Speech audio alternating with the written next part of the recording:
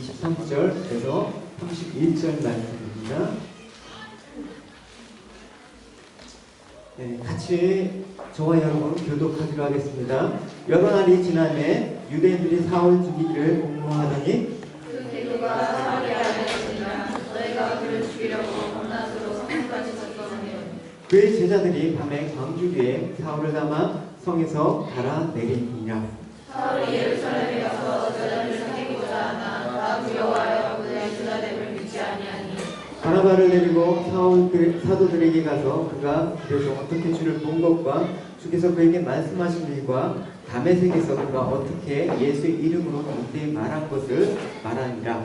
사울이 제자들과 함께 있어 예루살렘에 출입하며 또 주 예수의 이름으로 담대히 말하고 헬라파 유대인들과 함께 말하며 변론하니 그 사람들이 죽이려고 힘쓰거늘 형제들이 알고 가이사랴로 데리고 나가서 사소문하니라. 같이 읽겠습니다. 그리하여 온 유대와 갈릴리와 사마리아들과 평안하여 그들이 하고 주를 경외함과 성령의 위로로 진행하여 수가 더 많았습니다. 아멘. 네, 우리 오늘 말씀 보실 때 좀 본문에서 결론적으로 우리가 31절을 보면 좀 특이한 내용이 있습니다. 그리하여 온 유대와 갈릴리와 사마리 교회가 평안하여 든든히 서하고 주를 경외함과 성령의 위로로 진행하여 수가 더 많아지느니라 이렇게 얘기하고 있습니다. 이 말씀은 사실은 우리가 교회 부흥이라고 할 때 참 많이 인용되기도 하고 적용하는 말씀이기도 합니다. 여기서 우리가 어디에 관심을 두느냐에 따라서 이 말씀은 전혀 다른 의미로 해석될 수가 있죠. 그리고 우리가 교회 부흥에서 관련돼서 얘기할 때 어디에 포커스를 많이 두냐면 수가 더 많아지는 데 초점을 맞추고 있단 말입니다. 그렇기 때문에 우리가 교회 부흥이라고 한다 그러면 우리가 어떻게 해서 교회를 부흥케 할까? 어떻게 해야지 그 부흥하는 데 있어서 우리가 좀 더 좋은 방법을 취할까? 이런 고민을 하죠. 그래서 때때로 많은 것들을 시도합니다. 제자훈련도 한국에 많은 유행이라고 하면 좀 그렇겠지만 어쨌든 많이 도입을 해서 각 교회마다 제자훈련, 성경공부 모든 것들이 많이 이루어졌습니다. 그래서 제자훈련 어떤 교회에서 이 방법으로 해서 부흥이 됐다고 한다 그러면 우리 이 방법 한번 써볼까? 또 저 방법이 좋을까 하면서 유행처럼 이렇게 흘러가는 그런 패턴이 있습니다. 그래서 이것 하다 안 되면 저것 하고 이렇게 다른 방법이 없는지 이렇게 해보기도 하죠. 그래서 오늘 이 구절은 교회가 부흥하는 방법을 알려주고 있다라고 생각을 해서 물론 맞습니다. 그래서 31절 구절에 이 교회가 부흥될 수 있는 좋은 방법으로 뭘 제시하고 있습니까? 평안하여 든든히 서감으로 교회 수가 더 많아졌다라고 했으니까 교회가 부흥하기 위해서는 교회가 평안해져야 되겠구나라는 생각을 갖게 되는 것입니다. 그래서 평안한 것이 교회가 든든해져가는 길이고 또 교회가 든든해져가면 교회는 부흥되는 것이다라는 그런 어떤 공식적인 우리가 이해함을 가지고 있는 것입니다. 그래서 우리가 강조할 때 우리는 평안해야 됩니다라고 얘기하고 있죠. 보통 근데 평안이라는 걸 생각할 때 우리는 어떤 이해를 갖고 있냐면 아무런 분란이 없고 서로 다투지 않고 또 사이좋게 지내면서 웃으면서 그렇게 사랑이 있는 그런 것을 평안으로 여긴다는 말입니다. 물론 평안의 모습이기도 하지만 그게 평안을 가져다주는 어떤 본질적인 의미에서 접근하는 것은 여러분 조금 더 다른 시각이 필요하다는 것입니다. 그래서 결국 우리가 교회를 어떤 부흥의 차원에서 수를 늘리는 차원에서 생각한다 그러면 어떤 결론으로 쉽게 결론을 내리냐면 우리가 그래서 서로 사랑해야 돼라는 그런 결론을 내릴 수가 있다라는 것입니다. 근데 오늘 31절의 얘기는 사실은 그런 의미가 아니라는 것입니다. 과연 교회가 평안하고 든든히 서간다라는 게 과연 우리가 얘기하는 그런 서로 사랑하고 서로 사이좋게 지내고 이렇게 아무런 문제가 없는 쪽으로 우리가 바라봐야 되는가 한번 생각해 봐야 될 문제라고 생각합니다. 그래서 오늘 본문에서 살펴볼 내용은 이와 같습니다. 교회가 평안하고 든든히 서가는 사실은 이 31절에 그 전사항들을 우리가 쭉 한번 배경을 이해해야 되는 것입니다. 그래야지만 우리가 그 평안이 정말 어떤 것인지 정확히 알 수가 있을 것입니다. 그런 다음 그 이해를 바탕으로 이제 31절에 가면 어떤 말이 있냐면 평안하고 든든히 서가고 있는 근거가 두 가지로 제시되어 있단 말입니다. 어떤 것입니까? 주를 경외함과 성령의 위로. 근데 이거는 뭘 전제해야 되냐면 왜 이전의 평안과 든든함의 그 배경들을 알아야지 주를 경외하고 성령의 위로가 무엇인지 우리가 파악할 수 있기 때문에 첫 번째 우리가 살펴보고자 하는 그 내용이 아주 중요한 것입니다. 그래서 우리가 두 번째로 주를 경외하는 게 뭔가, 또 세 번째로 성령의 위로가 뭔가, 이렇게 우리가 살펴볼 수가 있겠습니다. 우리 첫 번째 내용을 들어가기 전에 사실은 이제 하늘이의 오랜 기도 제목이기도 하고 또 간절한 바람이기도 한데 오늘 귀한 분이 오셨습니다. 예, 하늘이 아버지가 또 이렇게 저는 생각지도 못한 일인데 또 이렇게 보내주셨습니다. 우리 귀하게 좀 환영하고 시작했으면 좋겠습니다. Could you briefly introduce yourself, please? Hi, everyone. I'm Chloe's father. Coming for join for the service. Nice to meet everyone.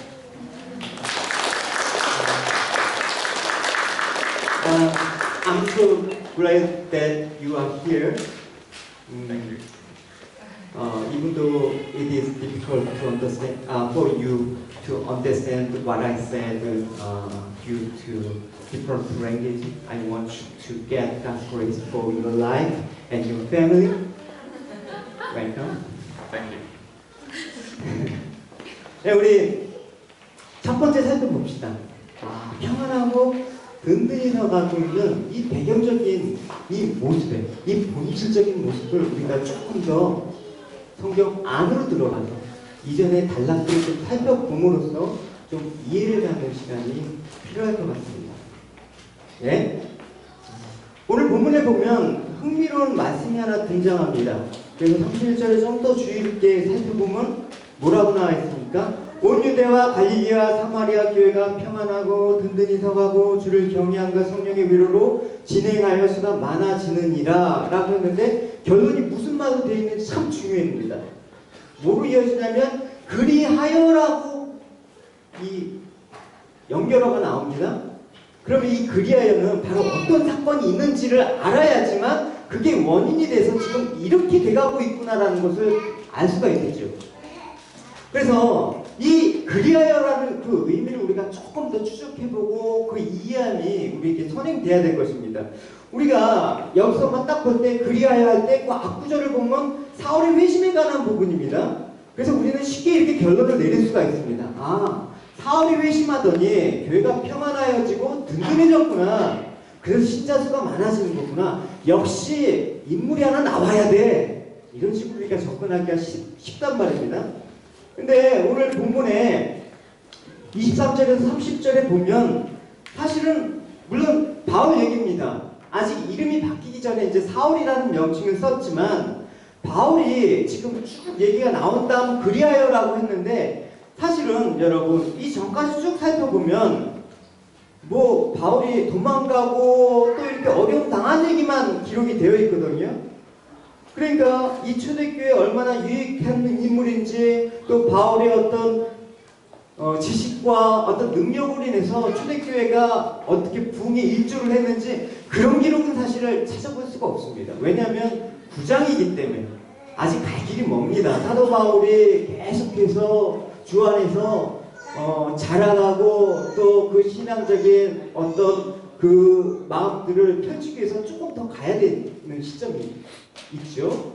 아직 구장에 머물러 있기 때문에 우리가 여기서 그 사도 바울이 과연 어떤 상태인가 좀 더 살펴볼 필요가 있습니다. 내용을 보면 다메섹에서 죽이려는 음모가 있다는 소식을 듣고 광주를 타고 예루살렘으로 왔습니다. 기껏해서 왔는데 많은 제자들이 또 그를 만나주려고 하지도 않네요. 왜냐하면 이전에 그렇게 기독교인들을 핍박하고 죽이려고 했으니까 당연히 꺼리겠죠. 근데 바나바 덕분에 그를 소개받고 이제 또 예루살렘에서 그를 죽이려 한다는 소식을 듣고 다시 다소로 도망가는 일입니다. 근데 성경은 있지 않습니까? 그리하여 온 유대와 갈릴리와 사마리아 교회가 평안하여 든든하게 서가고 주를 경외함과 성령의 위로로 진행하여 수가 더 많아지더라. 이상해하죠. 이건 이상합니다. 도망간 얘기밖에 없고 쫓겨나는 얘기밖에 없는데 그리하여 부흥하였더라. 이게 좀 앞뒤 문맥에는 안 맞는 지금 상황이란 말입니다. 그래서 우리가 31절에 오도록 우리가 조금 더 이전의 상황을 살펴볼 필요가 있다는 것입니다. 어떤 사건이 있었습니까? 예수님이 죽으시고 부활하신 사건이 있었죠. 그리고 성령 강림 사건이 있었죠. 여기까지 좋지만 성령 강림 사건 이후의 일들을 잠시 생각해 보자고요. 교회가 어떤 정말 잘되고 승승장구해서 아무런 문제없이 형통한 모습으로 지금까지 왔느냐? 그게 아닙니다. 그 뒤로 어떤 일이 벌어졌습니까? 야고보 사도가 최초로 순교를 했습니다. 그리고 이렇게 7 집사님 중에 한 명이었던 스데반이 돌에 맞아 죽었습니다. 더군다나 박해자들이 살기 등등해서 예수 믿는 사람들 모두 잡아다 죽이려고 하니까 다 그 핍박으로 흩어졌습니다. 요새 말은 난민이 된 것입니다. 그러니까 피난민이 되고 이산가족이 되고 재산도 몰수당하고 이리저리 쫓겨서 다른 나라로 지금 도망가는 그런 형편에서 지금 그리하여가 등장하는 것입니다. 여러분 이런 것들을 어떻게 이해하겠습니까? 당연히 교회가 어떻게 잘 되는 모습을 해갖고 그리하여 부흥했더라. 이렇게 여러분 되면 얼마나 여러분 우리 사고와 상식적으로 그게 맞는 거예요. 근데 지금 그런 분위기가 아니죠. 그러니까 예루살렘에 핍박이 몰아닥치고 여럿이 죽게 되고 모든 사도들을 제외한 나머지 그런 그 제자들과 성도들이 뿔뿔이 흩어져 나가고 예루살렘 교회는 이제 얼마 남지 않는 그런 상황 속에서 그리하여가 등장하는 것입니다. 그래서 이제 그리하여가 쭉 이제 그런 상황에서 바로 이제 9장에 사도 바울의 회심이 나오는 것입니다. 그러니까 우리가 사도 바울이 회심했기 때문에 사도 바울이 어떤 개인적인 어떠함으로 부흥해졌다 이렇게 섣불리 갖다 붙이면 안 된다라는 거예요. 우리가 알고 있는 사도 바울은 이후엔 물론 큰 많은 일들을 했죠. 근데 지금 9장의 현 시점에서는 아직은 유대와 사마리아에 도움이 될 만큼 어떤 업적을 남길 만한 위치도 아니고 그럴 만한 아직 시간도 안 됩니다. 근데 왜 사도행전은 이 시점에서 그리하여 평안하여지고 교회가 든든히 서갔다라는 이야기를 할 수 있느냐 말입니다. 그게 오늘 본문에서 우리가 놓쳐서는 안 될 중요한 정치적도입니다. 이걸 알아야지만 이것 때문에 교회가 평안하고 든든해졌고 경외하고 위로로 말미암아 수가 늘어났구나라는 그 사실을 올바로 이해할 수가 있다는 것입니다. 그래서 오늘날 우리가 신앙생활을 할 때 많은 사람들이 우리가 믿음으로 인해서 승리하고 성공의 비결을 어디 많이 듣냐면 형통함에 있다라는 것을 많이 듭니다. 그래서 이 36절 같은 본문을 만날 때도 우리가 이렇게 형통함, 교회가 이렇게 잘된 그 원인은 하나님의 간섭이 있었을 것이라고 지레 짐작합니다. 근데 그 간섭이 어떤 간섭인지 우리가 조금 더 이해하기 필요한 거죠. 그래서 사도 바울이 회심 때문에 그가 와서 교회를 위해서 사역하게 되자 초대교회는 강하게 되었다. 이런 등식으로 이런 결론을 내버리면 성경이 말하는 바 본뜻을 놓치게 된다는 것입니다. 성경은 그렇게 얘기하지 않고 교회의 든든함과 평안함이 우리로 인해서 우리가 근거가 돼서 우리 노력과 우리 열심과 우리 방법으로 인해서 그렇게 된 거라고 언급하지 않습니다. 우리가 그래서 어떤 생각을 가져야 됩니까? 기독교와 신자들이 갖는 이 든든함과 확신과 힘과 능력은 무엇을 근거로 하느냐부터 출발을 잘해야 됩니다. 성경은 언제나 그 출발을 형통함이라고 얘기하지 않습니다. 순탄함이라고 말한 적이 없습니다. 절망과 실패와 난간이 그 근거가 되고 그게 출발에 대해서 하나님께서 역사하는 그 과정을 설명하고 있거든요. 그래서 왜 그렇게 하나님 좀 좋은 모습으로 출발해야 되지 않습니까? 하나님 왜 내 태어날 때 금숟가락 하나 물고 안 태어났을까요? 뭐 이렇게 우리 원망하잖아요. 근데 성경은 그렇게 말하지 않습니다. 왜 그러냐면 절망하고 실패하고 난간 속에서 우리는 하나님을 우리 한계를 체험할 때만 하나님을 만나는, 그리고 하나님이 하나님 되심을 우리가 경험하고 인정하는 그 단계가 접하게 된다는 것입니다. 그러니까 오늘 사는 우리에게도 특별히 이 내용들을, 이 전제 조건을 반드시 알고 있어야 된다는 것입니다. 그래서 우리가 신앙이라고 생각하면 이상스럽게 기독교는 신앙을 가짐으로써 난간을 딛고 절망을 모면하고 뭐 고난을 뭐 이겨내고 이런 개념이 훨씬 강합니다. 틀리다라는 말이 아니라 우리가 예수 믿고 신앙생활을 하면 할수록 그렇지 않는 사람들에 비해서 고통과 어려움, 난간을 덜 안단다라는 그 기대 속에 신앙을 갖고 있다라는 게 좀 위험하기 때문에 그렇습니다. 어떻게 또 판단합니까? 신앙이 좋다 나쁘다라는 것을 어려운 일을 당하느냐 안 당하느냐로 그런 관계로까지 유추한다는 것입니다. 너가 그 모양이니까 병에 걸리는 거지, 너가 그러니까 사업이 망하는 거지, 뭐 이런 식으로 많이 여러분 들어왔을 것입니다. 왜? 이 그러므로 그리하여 이 그 전제가 이해함이 없기 때문에 그 현상만 갖고 우리가 판단하게 되는 것입니다. 우리는 절대 그럴 수가 없습니다. 만약에 우리가 절망과 실패를 만나서 우리 한계 속에서 정말 하나님 되심을 대면하고 또 깨닫는 것이 없다 그러면 결국 기독교는 하나님을 의지하는 것이 아니라 내 지금 평안함을 연장시키고 내 고통을 지금 면하는 것에서 딱 멈춰버린다는 것입니다. 그러면 잘하지가 않아요, 여러분.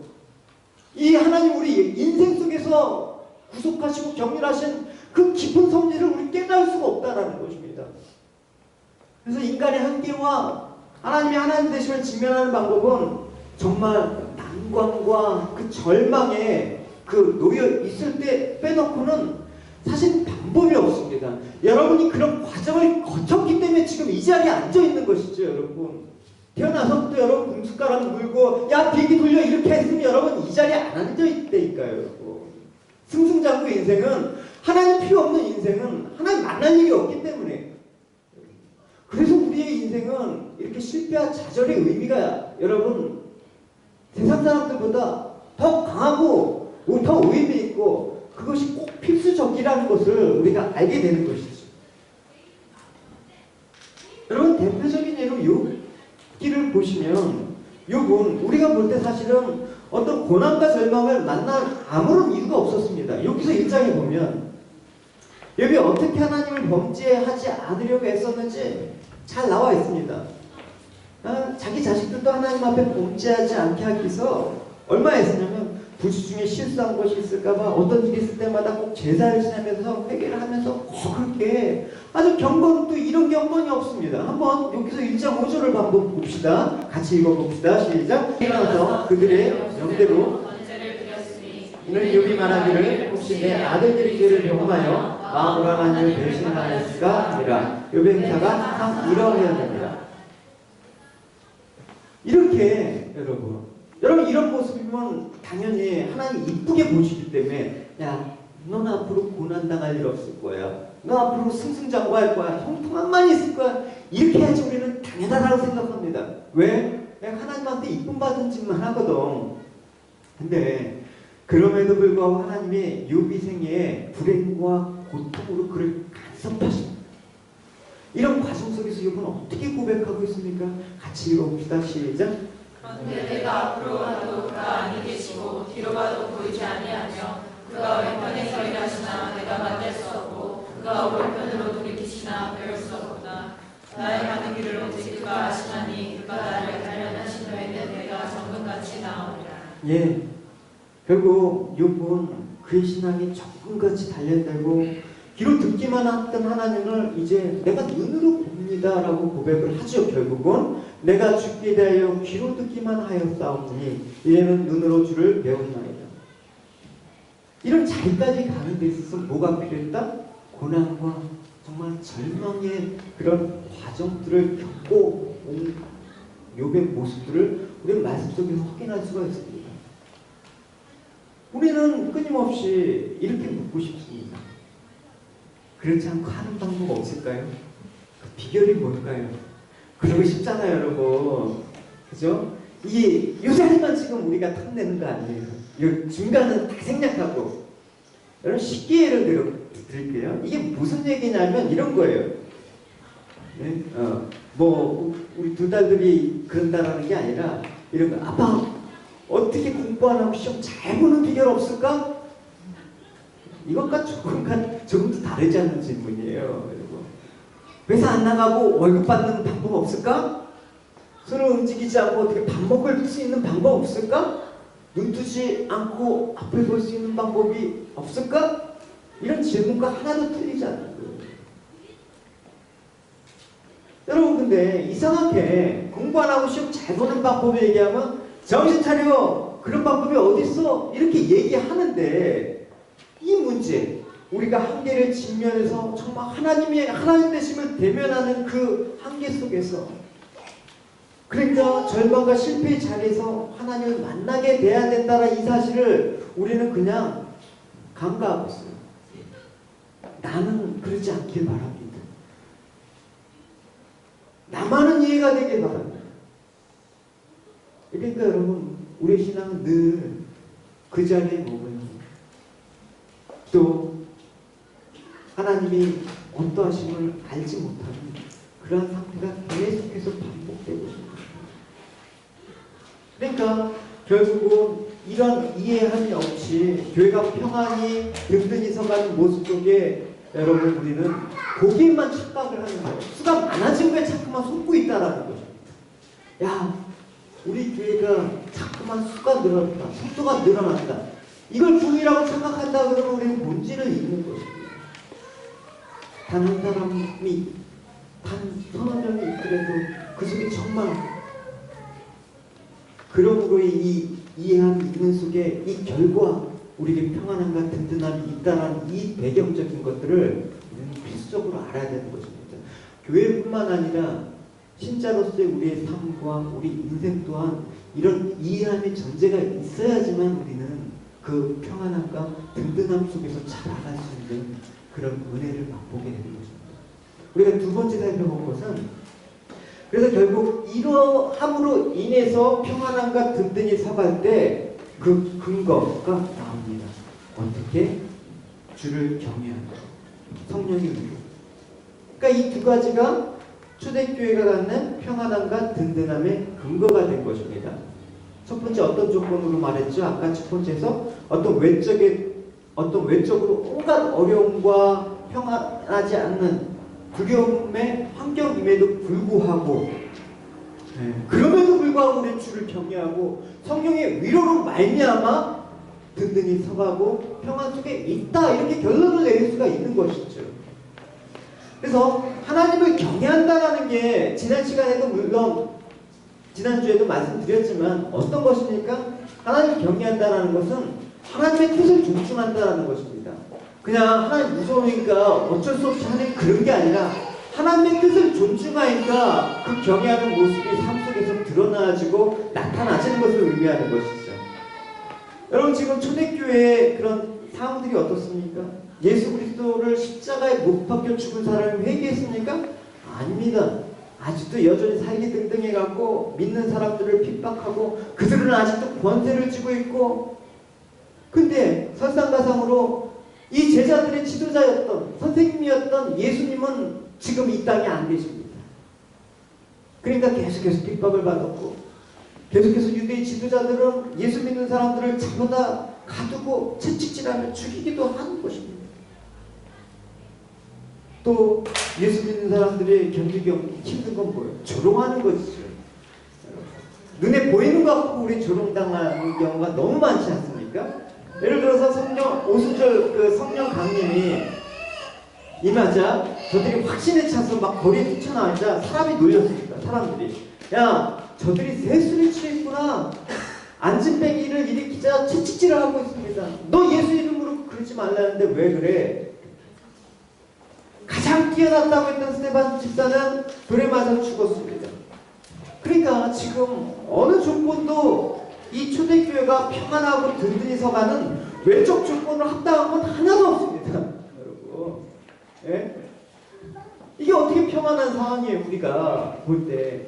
근데 그럼에도 불구하고 초대교회가 이렇게 되었다라는 것입니다. 왜? 이것을 보았기 때문에. 어떤 거? 내가 지금 겪고 있는 세상적인 실패는 절대 실패가 아니다. 내가 세상에서 약하면 절대 약함이 아니다. 왜? 그 배후에는 하나님이 붙들고 있고 하나님의 뜻 가운데 우리가 있기 때문에 그렇다는 것입니다. 그걸 배우게 된 것입니다. 그걸 배우게 된다는 것이 경외함입니다. 어떻게 배우게 됐냐고요? 첫 번째는 이들이 배운 것은 십자가 사건 아닙니까? 십자가 사건으로 예수님이 잡혀가시고 죽게 되자 제자들이 뿔뿔이 남김없이 다 흩어졌습니다. 근데 십자가 사건이 끝이 아니라 주님께서 부활하셨습니다. 성령께서 오셨습니다. 그러니까 세상 사람들은 그때 실패와 절망인 이들에게 이제는 더 이상 그 실패와 절망은 다가오지 않는 것입니다. 왜? 그 속에서 하나님의 지혜와 하나님의 능력은 더 크다. 이 모든 것들을 순식간에 바꿀 수 있는 그 하나님의 지혜와 하나님의 그 능력이 우리에게 있구나라고 배우게 된 것입니다. 그로 인해서 여러분 베드로 보십시오. 여러분. 주님 제자로 따라다닐 때보다 여러분 주님께서 떠나신 성령 강림 이후에 베드로는 다르지 않습니까? 전보다 더 힘이 있고 능력이 있고 그러니까 이제는 주님을 부인하면서 도망갔던 베드로가 아니라 그렇게 해도 감옥에서 채찍질하면서 저들을 협박해도 그걸로 인해서 좌절당할 수 없는 그 베드로가 될 것입니다. 여러분 성경의 원리는 거꾸로 갑니다. 세상에서 여러분 말하는 상식과 기준과는 정반대로 흘러갑니다. 세상은 어떻게? 제자들은 어떻게? 주님의 왕권을 쟁취해서 빌라도를 몰아내서 제자들에게 힘을 주길 바랬습니다. 그러나 거꾸로 하시지 않았습니다. 예수 그리스도의 십자가로 배우는 것입니다. 이 사건을 계기로 감옥과 채찍으로는 저들을 막을 수 없게 되는 것입니다. 우리들이 막을 수 있는 게 여러분 세상에서는 아무것도 없다라는 걸 배우셔야 되는 것입니다. 그게 하나님을 경외하는 것입니다. 그 사건 위에 또 뭘 배우는 게 되는 것입니까? 오늘 본문에 나오죠. 저들이 그렇게 반대하고 저들을 핍박하고 죽였던 그 괴수 사울이라는 청년이 다메섹 도상에서 예수를 만나고 확 부러졌습니다. 바뀌었습니다. 핍박하던 사람이 복음을 증거하는 전도자가 되었습니다. 대단한 일 아닙니까? 이게 초대교회가 갖는 평안함과 든든함의 근거입니다. 따라서 주를 경외한다는 것은 여러분 단순히 여러분 그냥 우리가 입을 고백하고 그런 차원보다 또 훨씬 더 하나님은 이 세상과 이 온 우주 만물의 주인일 뿐만 아니라 소유주의일 뿐만 아니라 그 역사를 진행하시고 계시구나. 그 속에 내가 있구나 라는 그 속에서 내가 확신과 평안함을 가져야 된다는 것입니다. 진정으로 주를 경외한다 그러면 그 마음 가운데 평안함과 확신이 반드시 자리 잡게 되는 거예요.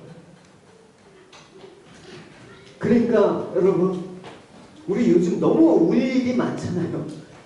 여러분 너무 비명지를 일이 많잖아요. 그러나 우리는 압니다. 이게 끝이 아니구나.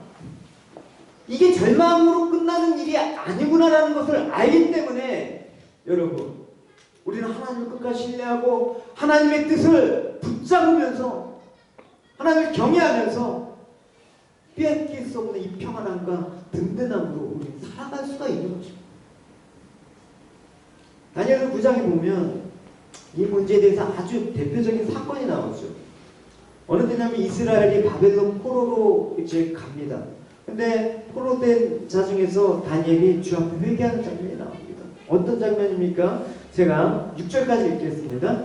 내가 금식하여 베옷을 입고 죄를 무릅쓰고 주 하나님께 기도하여 간구하기를 결심하고 내 하나님 여호와께 기도하며 자복하여 이르기를 크시고 두려워할 주 하나님 주를 사랑하고 주의 계명을 지키는 자를 위하여 언약을 지키시고 그에게 인자를 베푸시는 자시오 우리는 이미 범죄하여 패역하며 행악하며 반역하여 주의 법도와 규례를 떠나싸우며 우리가 또 주의 종 선지자들의 주의 이름으로 우리의 열왕과 우리의 방백과 열조와 온 국민에게 말씀한 것을 듣지 아니하였나이다.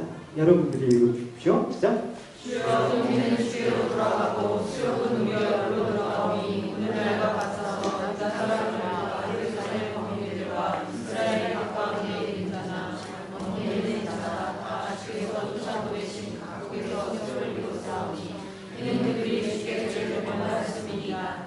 주여 수욕이 우리에게 돌아오고 우리의 열왕과 우리의 방백과 열조에게 돌아온 것은 우리가 주께 범죄하였음이니라 하는 주는 하나님께는 긍휼과 사유하심이 있사오니 이는 우리가 주께 회합하였으니며. 여러분 이 가운데 핵심된 내용이 무엇인지 여러분 발견하셨습니까? 결국은 이 얘기입니다. 이스라엘 백성들이 바벨론에 잡혀온 것은 뭐 군사력이 모자라서 정치력이 모자라서가 아니라는 고백하는 것입니다. 결론은 뭐예요? 하나님이 그렇게 하셨다는 것입니다. 우리가 이 나라에서 이제 풀려나기 위해서는 어떻게 해야 되느냐? 우리가 이 나라의 독립을 위해서 뭐 독립투사를 기르고 비밀 결사를 만들어서 대항하는 게 아니라 하나님의 자비가 필요합니다. 왜냐? 하나님이 그렇게 하셨기 때문에 하나님의 자비와 긍휼이 없이는 이 상황도 우리가 모면할 수가 없습니다라는 그걸 붙잡았다는 것입니다. 왜? 다니엘은 알았습니다. 온 우주 만물과 역사의 주관자이신 하나님의 손에 이 모든 것이 달려있다는 것을 알았습니다. 이런 모든 일이 하나님의 뜻과 하나님의 공의로우심과 하나님의 허락하심 속에 일어난 일이다. 그러니까 우리는 어떤 일이 닥쳐도 그 일은 다 하나님 필요하셔서 닥치게 하는 일이기 때문에 이제는 어떻게 이럴 수 하나님 앞에 우리가 나가야 된다는 것입니다.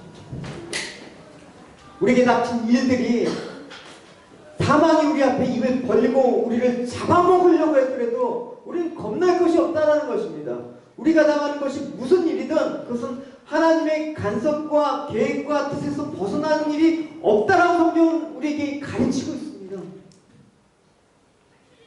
그러니까 형통함과 순종함으로 우리 힘을 삼는 것은 결국 뭐예요? 하나님을 주인 삼으려고 하는 것이 아니라 세상의 법칙과 세상에 필요한 것을 힘으로 삼겠다라는 것입니다. 이런 기도하잖아요, 여러분. 하나님을 믿겠습니다. 공중에 나는 새와 들에 핀 백합화를 보고 깨달은 바가 있습니다. 주님만 의지하며 그의 나라와 그의 의를 구하겠습니다. 여기까지 좋아요. 그러니 돈을 주십시오. 결국은 하나님이 나의 모든 것을 책임지신다라는 것을 무엇을 봐야 믿겠다는 것입니까? 사실 무엇을 믿는 것입니까? 하나님이 아니라 돈을 믿는 것이지. 하나님을 경외한다라는 것은 결국 어디에 무엇을 맞춘다면 하나님과 어떤 관계에 있느냐가 되게 중요한 것입니다. 우리가 삶 속에서 하나님과 어떤 관계, 그런 친밀한 관계에 있지 않는 그런 상태에서 하나님을 경외한다는 것은 여러분 사실은 있을 수가 없는 것입니다. 시편의 다윗의 고백을 여러분 한번 보시면 조금 더 마음에 와닿을 겁니다. 제가 읽겠습니다. 여호와여 주께서 나를 감찰하시고 아셨나이다. 주께서 나의 앉고 일어섬을 아시고 멀리서도 나의 생각을 통촉하시오며 나의 길과 눕는 것을 감찰하시며 나의 모든 행위를 익히 아시오니 여호와여 내 혀의 말을 알지 못하는 것이 하나도 없으시니이다. 23절 24절 하나님이 나를 살피사 내가 말하시며 나를 시험하사 내 뜻을 아옵소서. 내게 주나 행위가 일어나시고 나를 영원한 이름으로 하소서. 다윗은 참 이런 면에서 훌륭하다고 생각합니다. 왜냐? 그가 깨끗하기 때문에, 내가 의롭기 때문에 훌륭한 것이 아니라 인간이 누구인가 너무나 잘 알고 있었던 모습이에요. 한마디로 뭐예요? 하나님 저를 아시지 않습니까? 왜 물어봅니까? 하나님 나를 아시기 때문에 저는 하나님을 속일 수 있는 자가 아닙니다. 하나님을 겉으로만 하는 척하는 것으로 하나님을 속일 수 없는 분이시다라는 것을 다윗은 알았습니다. 속마음을 아십니다. 진심이 그렇지 않다라는 것을 하나님께서는 언제나 아십니다. 그러니까 나는 도망갈 수가 없네요. 하나님 앞에서 속일 수가 없네요. 그러니까 저는 정직하게 살 수밖에 없습니다. 여기까지는 저와 여러분도 가능한 고백이라고 생각합니다. 그러나 다시 더 남아서 이렇게 고백했어요. 그러나 문제는 내가 그 정직할 수 없는 너무나 악한 존재다. 그러니까 이때 어떻게 합니까? 하나님 속일 수도 없고 도망갈 수도 없고 그렇다고 내가 정직하려니 정직할 수 없다, 할 수도 없을 그런 존재, 늘 악하다라는 것이죠. 그러니 하나님, 내가 어떤 놈인지 아시지 않습니까? 그러니까 저는 하나님의 자비와 공의가 필요합니다라는 고백이 나오는 것입니다. 이게 시편 139장이 됩니다. 결국 여러분 모든 신자가 갖는 믿음의 제일 큰 근거가 뭐냐면 하나님은 우주와 세상과 역사의 주인이시고 내 인생의 주인이신데 더 나아 그 주인이신 하나님이 나를 불쌍하고 긍휼히 여기셨기 때문에 나를 부추기를 기뻐하시는 분이다라는 사실을 알 때 여러분 그 다음부터는 겁날 게 없습니다. 겁날 게 없는 인생이 되는 거죠. 그러니까 그 환난 속에서 초대교회 신자들은 핍박 가운데서도 평안함과 든든함으로 서갔다라고 얘기를 하는 거예요. 여러분. 뭐 가진 게 많아서 뭐 상황이 넉넉해서 평안과 든든함이 있다라는 게 아니라는 거예요. 그걸 알기 때문에 평생을 햇빛 한 줄기도 없는 늘 습기와 곰팡이에 가득한 정말 그런 카타콤 지하 무덤에서 평생을 주 예수 그리스도를 바라보며 앙망하는 그런 신앙을 지킬 수가 있다는 것입니다. 왜? 이 내용을 알기 때문에. 그러니까 하나님을 경외하는 것은 여러분 어떻게 하나님과의 나의 관계 속에서 하나님 이런 분이시다라는 고백들 이런 체험들이 하나하나 여러분 새겨질 때만 경외합니다라는 말이 비로소 우리에게 평안과 든든함의 근거가 되는 거죠. 내 삶이 그러지 않은데 예배 그냥 한번 잘 드린다고 내 평안과 든든함이 여러분 오겠습니까? 여러분?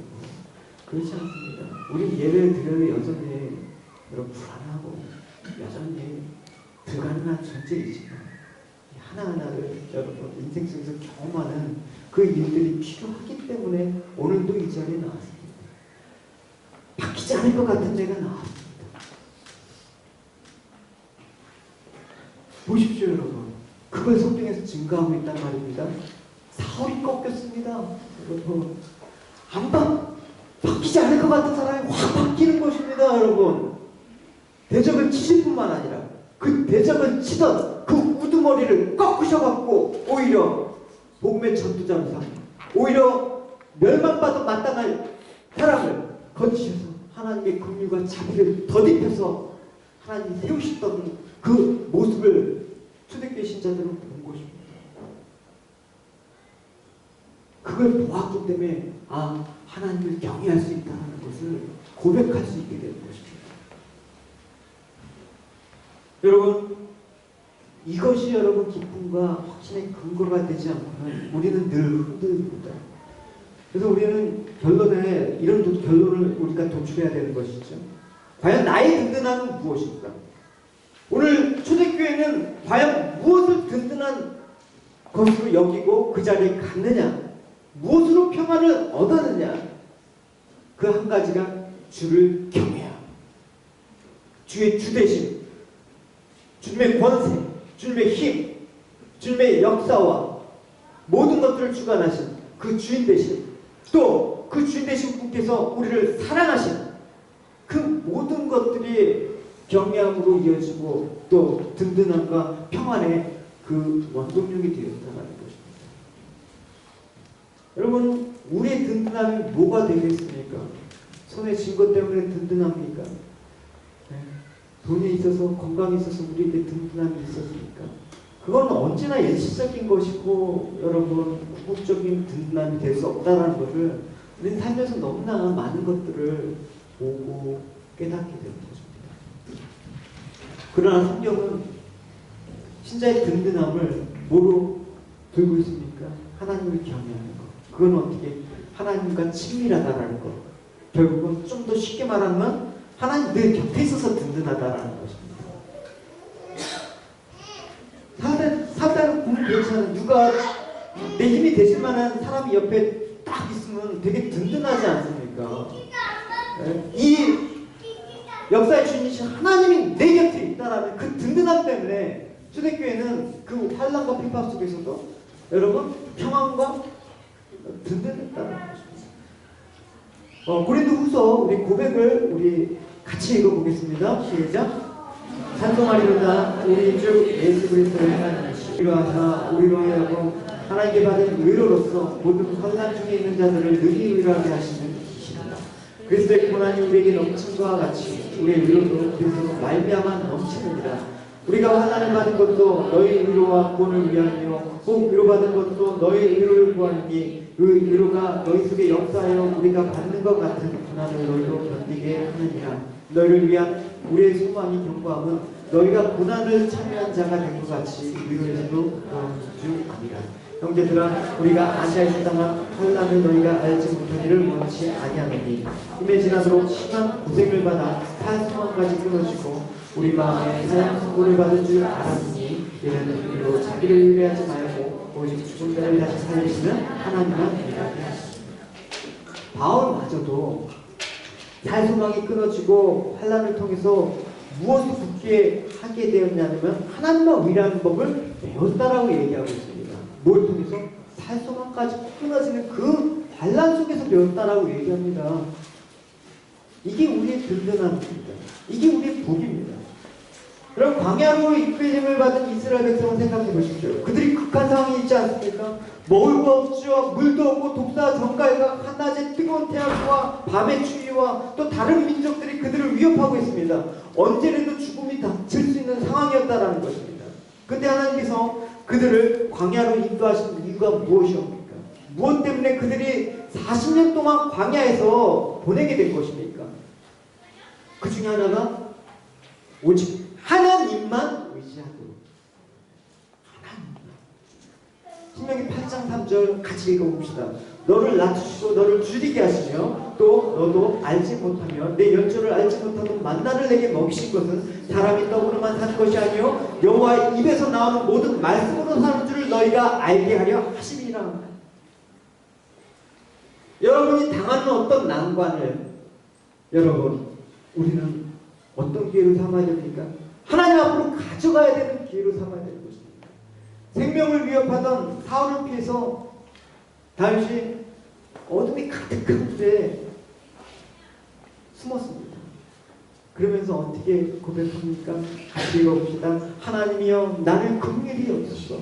나를 긍휼히 여기소서. 내 영혼이 주께로 피하되 주의 날개 끈을 아래서 이 재앙이 지나가기까지 피하리이다. 내가 지극히 높으신 하나님께 부르짖으며 곧 나를 위하여 모든 것을 이루시는 하나님께. 이렇게 피해야 되는데 우리는 어디로 피합니까? 봐라, 예수 믿어도 별거 없잖아. 예수 믿으니까 오히려 일이 꼬이잖아. 그래 예수 믿으면 안 돼. 성경이 하라는 대로 하면 안 돼. 자꾸만 어디로 가는 것입니까 여러분? 확실하게 뭔가 붙잡을 수 있는 눈에 보이는 것을 붙잡으라고 우리를 유혹합니다. 이거는 잘못 가는 것입니다. 이거는 왕입니다. 여러분 속지 마십시오. 우리가 만난 모든 환난과 모든 절망이 실패가 하나님 앞으로 나아가는 그 은혜의 방편이 되길 바랍니다. 할렐루야. 시편 33편 1절에서 9절까지 제가 6절까지 읽을게요. 내가 여호와를 항상 송축하며 그를 송축함이 내 입에 계속하리로다. 내 영혼이 여호와께로 자랑하리니 공고한 자가 이를 듣고 기뻐하리로다. 나와 함께 여호와를 강대하시다며 함께 그 이름을 높이세. 내가 여호와께 구하매 내가 응답하시고 내 모든 두려움에서 나를 건지셨도다. 저희가 주를 앙망하고 광채를 입었으니 그 얼굴의 영영이 부끄럽지 않으리까. 이 공고한 자가 부르짖으매 여호와께서 들으시고 그 모든 환난에서 구원하셨도다. 여호와의 사자가 주를 경외하는 자를 불러주시고 저희를 건지시도다. 너희는 여호와의 선하심을 받고 알지어다. 그에게 피하는 자는 복이 있도다. 너희 소들아 여호와를 경외하라. 저를 경외하는 자에게는 축복하리로다. 여러분 이 시 분위기가 참 밝습니다. 여러분 우리는 이 시를 볼 때 어떤 걸 연상합니까? 아, 다윗이 뭔가 깊은 일이 있구나, 뭔가 큰 성공을 맛봐서 하는 시구나 라고 생각할 수가 있습니다. 예, 마치 막 골리앗을 물리치고 한 찬송시 같은 느낌이 들죠. 근데 여러분, 성경책 보면 그 부제목을 한번 잘 있으면 한번 보십시오. 이게 굉장히 난감한 일을 당했을 때 한 시거든요. 여러분, 잘 아시는 바와 같이 다시 골리앗을 죽이고 국의 영웅이 됩니다. 그 인기가 너무 높자 당시 왕이었던 사울이 그를 시기하고 미워합니다. 그냥 막 다윗을 죽이려고 하니까 도망가다가 국내는 도저히 부지할 데가 없습니다. 목숨을. 그래서 적국인 다윗 골리앗을 죽인 그 나라 블레셋에 가고 망명생활을 합니다. 그럼 블레셋은 다윗이 아주 믿습니다. 철저히 원수입니다. 아끼는 장수 골리앗까지 죽인 사람입니다. 근데 거기까지 도망가셔야 됩니다. 여러분, 삼국지에 보면 그런 얘기가 나오잖아요. 옛날 유비가 조조 휘하에 들어가지 않습니까? 네. 다시 그런 경우입니다. 그 나라에서 망명생활을 하고 있는데 그 귀족들이 시기를 하죠. 저 사람을 살려두면 안 됩니다. 왜냐면 우리 민족의 적인데 놔두면 후환이 있을 것입니다. 죽입시다 하는 것입니다. 그래서 죽기로 결정을 하고 다윗에게 갑니다. 죽이려고. 다윗이 위기에 모면하자 어떻게 합니까? 미친 체 합니다. 막 추운 수염에 침 질질 흘리면서 미친 사람 흉내내니까 죽이려 했던 사람들이 야, 미친놈인데 죽여갖고 뭐하냐, 내 칼에 더러운 피 묻혀갖고 뭐하냐 하면서 그냥 놓아주어서 살아나게 되는 것입니다. 그래놓고 지금 이 시를 쓰는 거예요. 여러분. 네? 1절을 보십시오. 내가 여호와를 항상 송축하며 그를 송축하며 내 입이 계속하리로다. 6절에 이 공부한 자가 부를 치시며 여호와께 들으시며 그 모든 환난에서 구원하셨다. 여러분, 이게 구원입니까? 여러분, 우리가 생각하는? 예? 온갖 미친 척하면서 깨를 세우면서 가시도망는 나무판에 이 지금 하나님을 송축합니다, 구원을 주신 하나님께 감사합니다, 이 구원의 노래가 나올 수 있는 상황이냐고요. 7절에 보면 뭐라고 나와 있습니까? 여호와의 모든 사자가, 여호와의 사자가 주를 경외하는 자를 둘러진치고 저를 건지시니까. 8절에 너희는 여호와의 선하심을 맛보았지어다. 도저히 이해가 안 가는 시란 말입니다. 상황 속에서.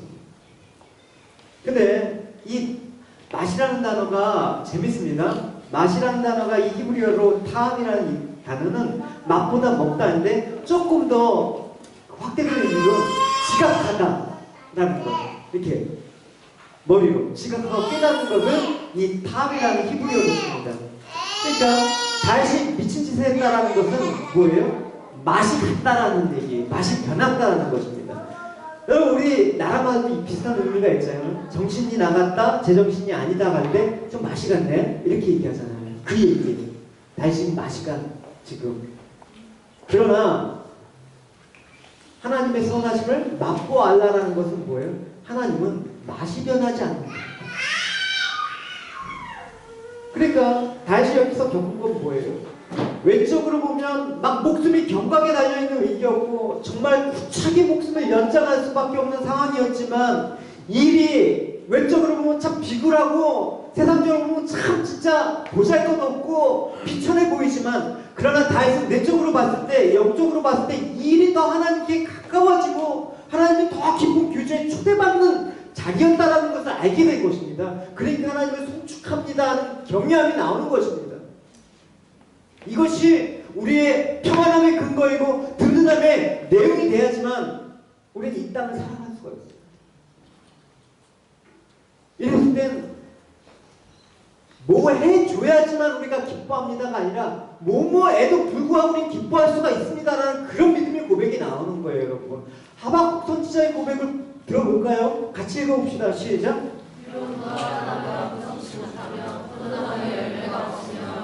나무에 수출이 없으며 밭에 식물이 없으며 우리의 양이 없으며 외양간에 소가 없을지라도 나는 여호와를 인하여 즐거워하며 나의 구원을 하나님으로 인하여 기뻐하리로다. 예, 하나님만으로 나는 기뻐할 수가 있습니다. 이거 없어도 나는 하나님만으로 기뻐할 수 있는 자입니다. 그 고백이 나오는 것입니다. 이게 하나님을 경외하는 것입니다. 이게 우리의 평안함과 든든함이라는 것입니다. 여러분, 이 고백이 여러분 가장 한 고백입니까? 여러분, 고백입니까? 무화과나무, 포도나무, 감람나무 열매가 없고 밭이 식물이 없고 외양간에 양과 소가 없다라는 것은 뭐예요? 인간의 생명을 유지할 수 있는 모든 양식조차도 끊어진 상태예요. 지금 하박국 선지자의 그 심령은 그렇게 고통의 극한 상태를 지금 말하고 있는 것입니다. 현실적인 입장에서 보면 이게 과연 하박국 선지자 맛이 같구나 이렇게 얘기할 수가 있는 것입니다. 그러나 하나님을 경외하는 참된 신앙은 내 모든 것을 잃을지라도 그로 인해 고통을 당할지라도 하나님으로 인해서 하나님께서 이 모든 상황을 주관하신다 그러면 나는 하나님으로 인해서 즐거워하고 기뻐하는 그런 자리로 나갈 수 있다라는 고백을 하는 것입니다. 그게 우리들에게 요구되는 신앙이에요. 이 요구됨에서 벗어난다 그러면 우리는 신앙생활을 온전하게 할 수가 없는 것입니다. 성경에 나와 있는 모든 인물들을 보십시오. 세상 모든 사람들이 그렇게 눈에 죄에 쩌들면서 그렇게 산다고 할지라도 당대의 완전한 의인이라고 칭함을 받았던 노아는 그렇지 않았습니다. 불신과 인본주의가 판치는 세상에서 하나님의 부르심을 받아 믿음의 삶을 살았던 아브라함도 그렇지 않음에도 불구하고 하나님을 기뻐하는 삶을 살았습니다.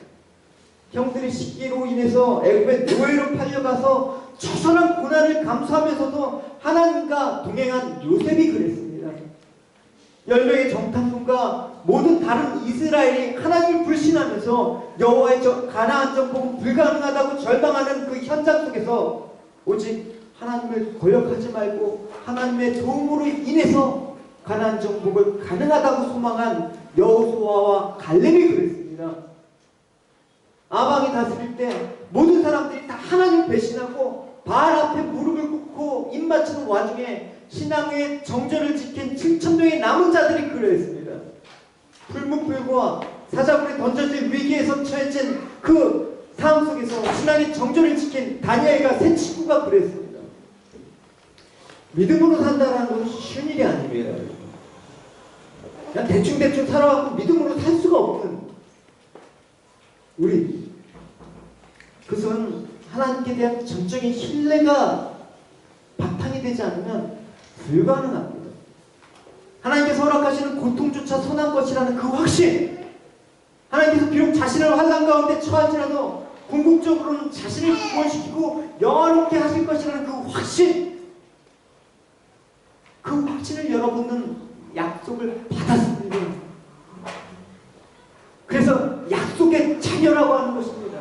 언약 백성이라고 하는 것입니다. 빼앗기지 마십시오. 손에 쥐어진 세상에 필요한 것으로 여러분의 든든함을 삼지 마시고, 그런 것들이 비록 다 빼앗긴 자리가 될지라도 그걸로 인해서 하나님 만나게 된다면, 설사 그걸로 인해서 손해보는 일이 발생했더라도 하나님의 깊은 부르심에 응답해서 여러분 하나님과 동행하십시오. 하나님의 손을 붙잡으시고 온 우주 만물의 주인이신 그 하나님의 사랑과 하나님의 위로와 하나님의 보호를 받는 그 자리에서 여러분의 평안과 위로가 그 확신과 든든함으로 여러분의 힘이 되길 원합니다. 할렐루야. 이것이 하나님을 경외하는 신자의 모습이라는 것입니다. 그리고 마지막으로 평안과 든든함의 근거를 하나님의 경외함과 뭐를 또 하나 들었냐면 성령의 위로라고 말씀을 하고 있습니다. 여러분, 주를 경외할 때 뭐가 뒤따르냐면 항상 성령의 위로가 따르는 것입니다. 그러니까 여러분, 성령의 위로가 있다 그러면 교회는 어떤 환경과 여건 속에서도 평안하고 든든히 서가는 교회가 될 것입니다. 여러분 삶들이 어떤 경우에 있더라도 성령의 위로를 여러분 받으시는 여러분이 되셔야 된다는 것입니다. 성경은 성경의 위로에 대해서 어떻게 얘기하고 있는지 우리가 좀 살펴보도록 합시다. 이사야서 40장 1절에서 2절 같이 읽어보겠습니다. 시작. 너희 하나님께서 가라사대 너희는 위로하라 내 백성을 섬기라. 너희는 정사히 예루살렘을 말하며 그것을 외쳐 구하라. 그 복의 때가 끝났고 그 지하의 마음을 인도하느니라. 그 모든 죄를 인하여 여호와께서 손에서 죄나 받으리라. 여러분, 이사야 40장은 포로된 이스라엘 향한 회복의 말씀입니다. 그 천벌이 하나님께서 이스라엘 백성을 향해서 뭐라고 얘기하십니까? 위로하라. 왜냐하면 이제는 바벨론의 징계가 다 끝났으니까 죄를 사함 받았으니까 이제 다시 회복시키셨으니까 이제 위로하자 이렇게 얘기하는 것입니다. 그러니까 이것이 이스라엘 백성이 있어서 위로가 될 수 있는 까닭은 뭐예요? 안 거예요. 비록 우리가 포로 생활을 했지만 이 어려운 가운데 이 환난과 고난 속에 있는 하나님은 다시 우리를 따내주시고 다시 회복시키시고 그 위로를 경험한 거예요. 눈물을 닦아주면서 위로해 주신 그 하나님. 여러분, 이런 위로는 우리가 어떻게 받았습니까? 결국 예수 그리스도가 이 땅에 보내심으로 하나님은 우리 인생들을 위로해 주시지 않았습니까? 그래서 누가복음에 보면 아기 예수님을 성전에 만나서 이제 아기 예수님을 안고 찬양했던 누가 나오냐면 시므온이라는 사람이 나와요. 근데 이 시므온이 어떻게 고백했냐면 참 재밌는 표현이 있습니다. 누가복음 2장 25절 같이 봅시다. 시작. 시몬이라는 사람이 있으니 이 사람이 외로고 병원하여 이스라엘의 위로를 기다리는 사람. 메시아가 오셨습니다. 근데 특이하게 뭐라고 했습니까? 성령이 그 위에 계시더라라고 얘기했습니다. 그러니까 그는 진정한 위로를 받았기를 원했는데 어떤 위로를 받았습니까? 이스라엘의 위로를 받았다는 것입니다. 이 이스라엘의 위로는 뭡니까? 메시아가 이제 육신으로 오셔서 모든 죄와 심판 아래 있는 인생을 구원하시기 위해서 온 것입니다. 그 메시아가 지금 내 품에 있어요. 그러니까 이게 얼마나 큰 위로입니까? 근데 어떻게? 성령이 그 위에 계시더라. 만약에 성령께서 함께 하시지 않았으면 누구야? 목수의 아들이네? 이렇게 했을 것입니다. 여러분. 근데 시몬은 성령께서 너가 지금 바라보고 있는 이 아이가 너를 위로하기 위해서 이스라엘을 위로하기 위해신 메시아라고 하는 사실을 알려주죠. 성령의 위로가 그런 것입니다. 이 성령의 위로가 없으면 우리는 예수 그리스도가 누군지 몰라요. 말씀 읽어도 뭔지 몰라요. 그래서 예수님께서 부활 승천하셔서 하늘 보좌 우편에 계시는데 그럼 우린 예수님을 볼 수 없기 때문에 이 땅에 안 계시는데 위로받을 수 없겠네? 그래서 예수님께서 그리스도의 영인 성령을 우리에게 보내주시지 않습니까? 이 성령이 보내주셔서 성령의 위로가 사도행전에 너무나 생생히 기록이 되어 있지 않습니까? 성령께서 우리를 위로해 주실 때 우리의 평안함과 든든함이 서가게 되는 것입니다. 요한복음 14장에서 예수님께서 성령을 이렇게 말씀하시죠. 같이 읽어보도록 하겠습니다. 자, 보혜사 곧 하나님께서 내 이름으로 보내실 성령 그가 너에게 모든 것을 가르치시고 내가 너에게 주는 것은 세상이 주는 것과 같지 아니하니 너희는 마음에 근심하지 말고 두려워하지 말라. 이 성령을 뭐라고 얘기하고 있습니까? 보혜사. 이 보혜사란 말은 파라클레토스, 돕는 자, 법정에서 변호하기 위해서 서 있는 그 변호사, 위안자, 중재자라는 것입니다.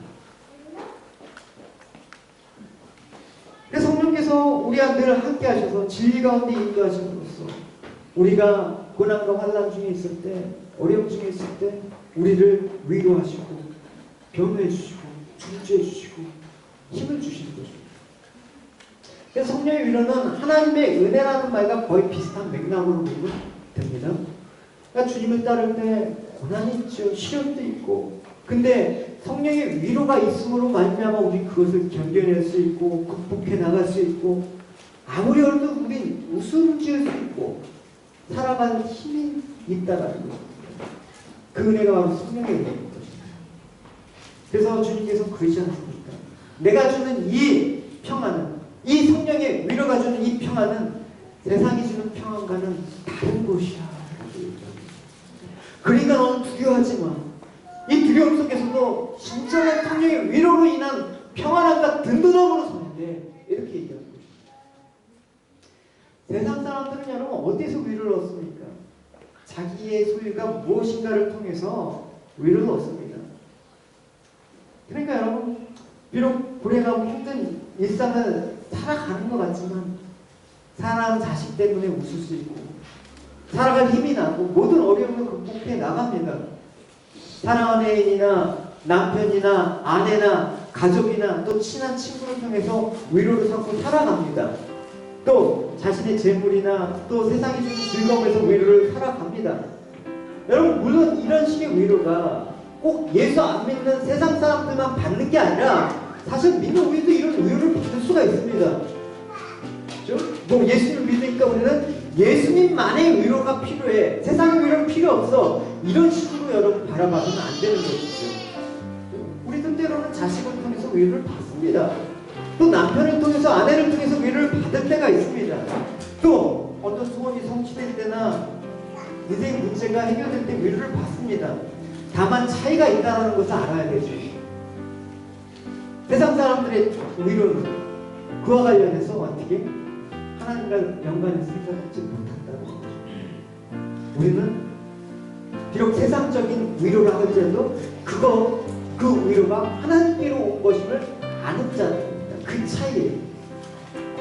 여러분, 성경에서 보면, 창세기에 보면 이삭이 자기 어머니 사라가 죽었을 때 아주 모친의 그 이름으로 인해서 슬퍼하고 막 절망 속에서 헤어나지 못했습니다. 그때 하나님께서 리브가를 아내로 주셔서 이삭에게 많은 위로를 주었다라고 표현하고 있거든요. 그게 하나님의 위로라는 것입니다. 여러분, 지체들, 내 옆에 있는 지체들을 그렇게 하나님이 우리를 위로하시는 데 보내신 사람이라는 것을 안다 그러면 그 위로가 귀한 것이라고 여길 수가 있는 것이죠. 그러니까 우리가 세상을 살면서 이렇게 세상 것으로부터 위로를 받을 때조차도 우리는 어떻게 생각할 수 있다는 거예요? 하나님이 주신 위로다, 이것이 성령의 위로구나라고 우리는 해석할 줄 알아야 되고 받아들일 줄 알아야 됩니다. 그러니까 결국은 성령의 위로만 있다면 교회는 어떤 환경과 여건 속에서도 평안하고 든든히 서가는 교회가 될 수 있을 것입니다. 이 성령의 위로가, 하나님의 위로가 여러분 가운데 충만하시길 바랍니다. 그럴 때 어떤 환난과 핍박 속에서도, 환경과 여건 속에서도 평안히 든든히 서가는 애당들이 될 것입니다. 또 애당 지식들 여러분 탁드리는 것입니다. 이제 말씀을 마무리하겠습니다. 결국 주를 경외하고 성령의 위로로 진행해야 한다는 것은 무엇을 배경으로 한 것입니까? 앞서 말한 사울이 당한 또 초대교회 핍박으로 인해서 고난과 어려움을 그 배경으로 하고 있다는 걸 꼭 놓치시면 안 되는 것입니다. 다시 말해서 고난과 이 어려움 속에서도 주를 경외하고 성령의 위로로 살았고, 그것이 교회로 하여금, 내 삶으로 하여금 평안하고 든든히 서가게 했다라는 사실을 놓치지 않으셔야 됩니다. 힘들고 여러분 어려울 때, 실패하고 넘어졌을 때라도 우리는 신앙의 꽃을 피우고 증거의 기회로 삼아야 된다는 것입니다. 여러분, 우리는 그런 사람들. 그러니까 여러분, 우리는 결국 하나님을 의지하는 것을 배우는 거예요. 그게 신앙입니다. 나의 주어진 편리함과 나의 주어진 어떤 힘을 좀 더 좋게 하기 위해서, 개선하기 위해서 우리는 신앙할 수가 없습니다. 기독교는 철저하게 하나님만이에요, 여러분. 하나님도가 아니라 하나님만 의지하겠다라는 게 기독교죠. 하나님을 의지한다는 것은 내가 원하는 대로 모든 것이 잘 되게 해주실 것을 믿고 의지하는 것이 아니라, 하나님이 우리를 어떤 환경과 형편으로 밀어 넣으신다고 해도 나는 변함없이 하나님을 의지하고 살아가겠습니다라고 고백하는 것입니다. 이처럼 하나님을 의지하는 데 있어서 가장 필요한 것은 결국 뭐예요? 자신의 힘없음을 깨닫는 거예요. 자신의 힘없음을 깨닫고 하나님 힘 앞에 굴복해 나가는 것이 신앙이라고, 순종이라는 것입니다. 때문에 하나님이 설사 우리를 절망과 낙심의 현장으로 밀어넣으시더라도 그 일은 하나님을 경외하고 성령을 의지할 수 있는 그런 사람이 되게 합니다. 하나님 은혜구나라고 생각하십니다. 때로는 내 뜻대로 되는 일 하나 없고 엉뚱한 방향으로 자꾸만 일들은 벌어지고 할 때 결국 우리는 뭘 붙잡아야 되는 것입니까? 세상은 내 뜻대로 사라지는 것이 아니구나, 전능하신 하나님의 붙들림에 의해서 살아가는구나 라는 것들을 배워나가는 것입니다. 이게 주를 경외하고, 이렇게 주를 경외할 때 비록 고난과 어려움이 분명히 우리에게 고통이고, 그 고통을 좋아하는 사람은 아무도 없지만 그 고통 속에서 우리가 경험하는 하나님, 성령의 위로, 하나님의 위로를 접할 때 여러분 우리는 넉넉히 이 모든 것들을 지나갈 수가 있는 자유가 이 평안함과 든든함을 맛보시고 놓치지 마시고 계속해주시고 할렐루야. 아무것도 없는 환경에서 실망과 낙심할 수밖에 없는 환경에서 우리는 주를 바라봐야 됩니다. 이 평안과 든든함으로 이제 애당교회와 또 여러분의 그 삶들이 든든히 서는 그런 은혜가 충만하시기를 주님이 축원합니다. 우리 같이 찬양 드릴 때 말씀 생각하시면서 우리 찬양 드릴 때 고백합니다. 네, 우리의 소원은 다른 것이 아닙니다. 주님 오신 날까지 예수 그리스도의 그 희생과 사랑을 기억하며 하나님 교회를 향한 그 마음들이 하나님 비록 희생과 포기를 따를지라도 아무도 막을 수 없는 우리 평안함과 든든함이 갖고 하나님의 경량과 승리를 이루는 자리가 주어진다는 사실을 알고 우리 진정한 예배와 진정한 부흥과 진정으로 하나님을 의지하며 또 신앙하는 우리에게 달라고 말씀 생각하시면 제가